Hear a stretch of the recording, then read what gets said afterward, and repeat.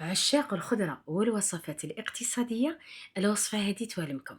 اليوم إن شاء الله راح ندير لكم كغاتان بطاطا مقلية باللوبيا مشطو. الوصفة هذه سهلة وبسيطة والبنة ديالها تهبل. هنا عندي مقدار بالتقريب هكذاك كاس تاع المركز قشور طماطم. الوصفه كنت درتها لكم من قبل بقشور طماطم هذوك الخشن. عندي الدرسه تاع الفلفل الحلو، الدرسه تاع الثوم، طوماطيش مصبره، والسمن تاع الدار اللي هو السمن تاع الدجاج. نهار درت لكم الوصفه تاع الجombo تاع الدجاج والجombo تاع تاع البقري، كنت وريت لكم هذاك اللي دم اللي نحوه من الوجه تاع القدره، هذاك هو السمن. هنا دوك عندي توابل، عندي الراند حبه تاع فلفل حار، الملح، فتة زعترة، زرعة البسباس العكري، والتوابل تاع الشاورما. زرعة البسباس والفتة تاع زعترة يتماشى بزاف بزاف مع الوصفات اللي فيهم الدجاج ولا اللحم ولا الحوت. هذا هو الجامبو تاع الدجاج اللي نخدموه بالعظام تاع الدجاج.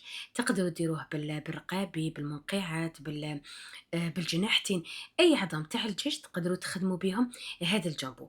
المهم هذا انا خدمته جديد، معناها مازالوا يعني كيما الفلان كيما لا جولي، مازال ما شدش روحو.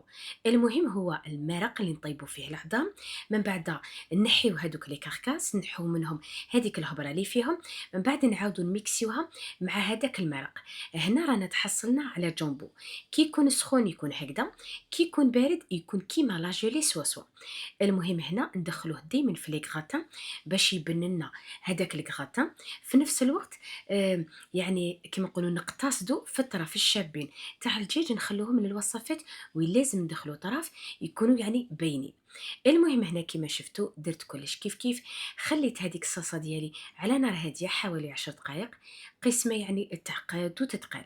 انا قلت لكم خدمت بالمركز تاع قشور تاع طماطم اللي كان في المجمد. نتوما تقدروا تخدموا بطوماطيش تكون جديده، لكن طوماطيش هاد الايامات راهي غاليه، يعني لحقت 20,000.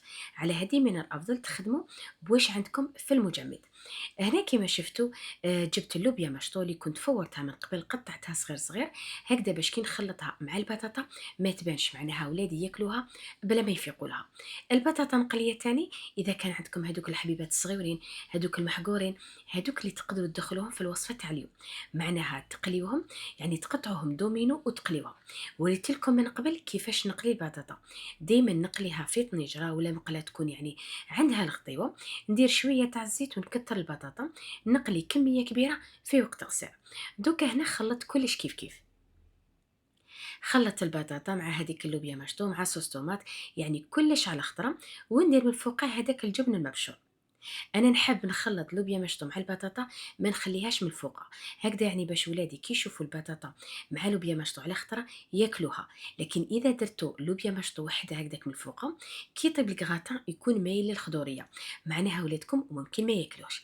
المهم هاد الكغاتان ندخلوه للكوشه، نخلوه حوالي 10 دقائق حتى ربع ساعه، قسمه هذاك الفرماج يذوب، وهذيك البطاطا المقليه تتشرب كامل هذيك الصلصه.